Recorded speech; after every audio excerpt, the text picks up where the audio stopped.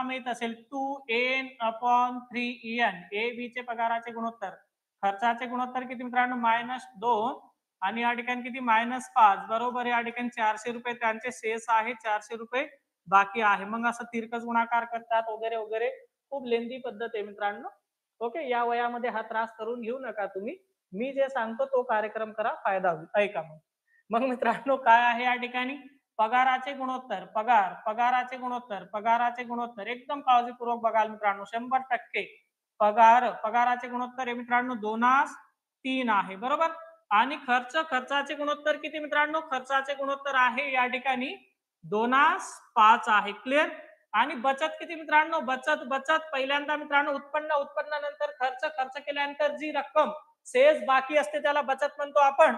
तर किती मित्रांनो 400 रुपये आहे. दोघांची प्रत्येकांची 400 रुपये आहे. तिरकस गुणाकार करा मित्रांनो, हे 10 असेल. हे तिरकस गुणाकार करा मित्रांनो, किती 6 असेल. 10 मधून 6 गेले किती मित्रांनो 4 असेल. मग हे गुणाकार करून टाका किती मित्रांनो 800 असेल. हे गुणाकार करून टाका किती मित्रांनो 2000 असेल. 2000 मधून 800 गेल्यानंतर किती मित्रांनो 4 भाग बरोबर 1200 असेल. एक भाग बरोबर किती 300.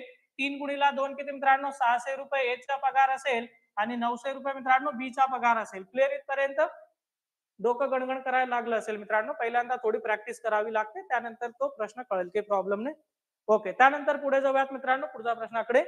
काय मग कोणाचा पगार? ए चा पगार किती? ए चा पगार मित्रांनो 600 रुपये असेल. ओके, चल